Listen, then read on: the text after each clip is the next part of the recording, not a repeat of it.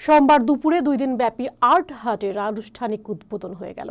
মালদা শহরের মনস্কামনা রোড এলাকায় সর্বজয়ী ক্লাব প্রাঙ্গণে ফিতে কেটে এবং প্রদীপ প্রজ্বলনের মাধ্যমে উন্মুক্ত চিত্র ভাস্কর্য মেলার উদ্বোধন করা হয়। এই মেলা চলবে সোম এবং মঙ্গলবার। উদ্বোধনী অনুষ্ঠানে উপস্থিত ছিলেন ইংরেজবাজার পৌরসভার 27 নম্বর ওয়ার্ড কাউন্সিলর পূজা দাস, প্রাক্তন কাউন্সিলর শুভদেব সান্যাল, বিশিষ্ট চিত্রশিল্পী শিবশঙ্কর উপাধ্যায়, প্রণব সাহা চৌধুরী, সঙ্গীত শিল্পী মলয় সাহা সহ অন্যান্য অতিথিরা। উদ্বোধনের পর চিত্র ভাস্কর্য প্রদর্শনীর স্টল ঘুরে দেখলেন অনুষ্ঠানে আসা অতিথিরা।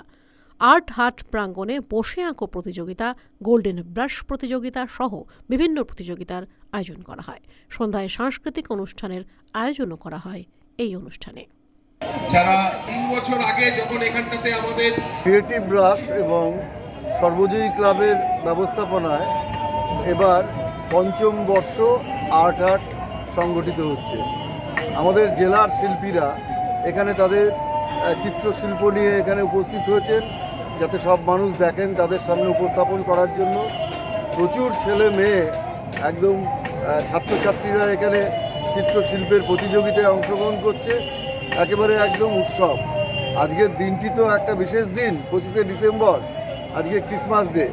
এই দিনে এখানে হাজার হাজার মানুষ এখানে আসেন এবং এই চিত্রশিল্প দেখে মুগ্ধ হন। এটি 5ম বছর। আমাদের উদ্দেশ্য এই আর্ট হাট করা, যাতে চিত্রশিল্পের সাধারণ মানুষের মধ্যে এই চিত্রশিল্পের প্রসার ঘটে, সাধারণ মানুষ যাতে দেখেন। সারা বছর আমাদের শিল্পীরা তারা চর্চা করেন, তারা অঙ্কন করেন, তারা নিজেদের মধ্যে নিজেদের শিল্প নিয়ে আলাপ আলোচনা তাদের করে থাকেন। সেটি মানুষের সামনে আজকে এখানে নিয়ে আসছেন। এটি আমাদের জেলার একটি গর্ব। মালদা টুডে।